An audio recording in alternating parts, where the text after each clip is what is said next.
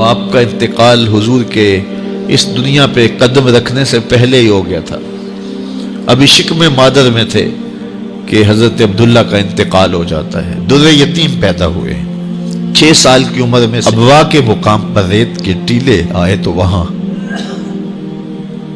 سیدہ آمنہ کی طبیعت خراب ہو گئی، اور پھر لمحے بھی زندگی کے آخری ہیں. سیدہ آمنہ نے محسوس کر لیا کہ یہ میری آخری سانسیں.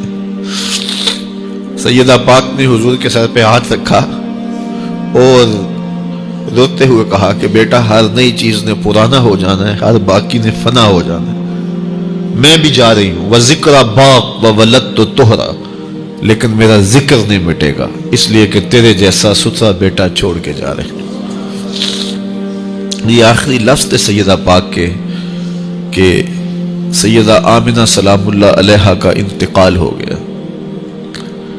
خیر، حضور ماں سے لپٹ گئے. امی آپ آگے بولتی نہیں ہیں، لیکن خاموش ہو گیا تھا چمن بولتا. حضور نے وہیں پھر اپنی ماں کی تدفین کی. تدفین کے بعد ام ایمن کے ساتھ سواری پر بیٹھ جاتے ہیں اور چمٹ جاتے ہیں ام ایمن کے ساتھ، اور وہ جا کے حضرت عبد المطلب کے سپرد کر دیتی ہیں. تو حضرت عبد المطلب حضور کو آغوش میں لے کے بڑا روئے اور ام ایمن سے کہا کہ میرے اس بیٹے کا تم نے خاص خیال رکھنا ہے. اور پھر انہوں نے اتنا خیال رکھا کہ میرے حضور فرمایا کرتے تھے، ام ایمن میری ماں کے بعد میری ماں ہے. 2 سال کے بعد حضرت عبد المطلب کا بھی انتقال ہو گیا. ابن حشام کے یہ لفظ سینہ چیرتے ہیں کہ جب امیر قریش کا جنازہ اٹھا تو سارا مکہ جنازے کے لیے امڑ آیا، لیکن لوگوں نے 8 سال کے ایک بچے کو دیکھا جو دیواروں سے لپٹ لپٹ کے رو رہا تھا. آج یہ سہارا بچھن گیا تھا. پھر چچا کی کفالت میں آئے. پھر ایک وقت آیا کہ وہ بھی اس دنیا کو چھوڑ گئے، اور اسی سال حضور کی اہلیہ کا انتقال بھی ہوا، اور اس سال کا نام عام الحزن، دکھوں کا سال رکھا. اہل مکہ نے جو سلوک کیا وہ کسی سے بھی مخفی نہیں ہے. پتھر مارے، گڑھے کھودے، کانٹے بچھائے، اجریاں ڈالی، اپنے گھروں کے کوڑے لا کے حضور کے گھر کے سامنے رکھ دیے.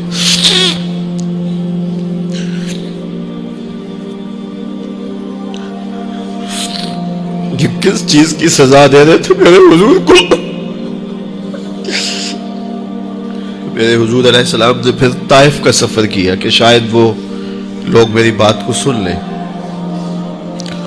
لیکن انہوں نے جو دردناک سلوک کیا وہ بھی تاریخ کا ایک انتہائی دردناک باب ہے. انہوں نے اوباشوں کے ہاتھوں میں پتھر دیے، اور جس راستے میں میرے حضور نے گزرنا تھا ان کو اس راستے پہ کھڑا کر دیا اور کہا ان پہ سنگ زنی کر. اور وہ آقا کریم پہ پتھر مارتے، حضور کے پاؤں پہ پتھر مارتے. آقا کریم علیہ السلام پاؤں اٹھاتے تو وہ دوسرے پاؤں پہ مارتے. پھر حضور شدت درد سے بیٹھ جاتے تو ان کے 2 گھنٹے دائیں بائیں سے آگے بڑھتے اور حضور کو کندھوں سے پکڑ کے اٹھاتے، پھر سنگ باری کرتے.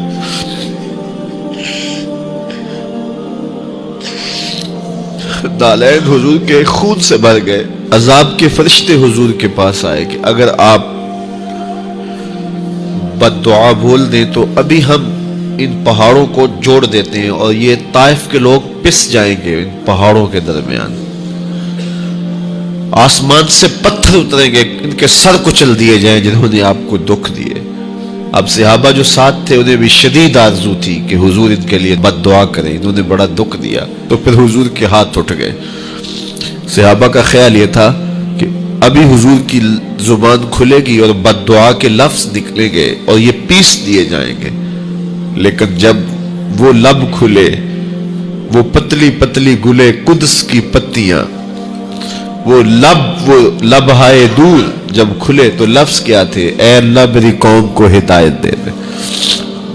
یہ مجھے جانتی نہیں، اور کہا کہ مجھے ان کی نسلوں سے ایمان کی توقع ہے.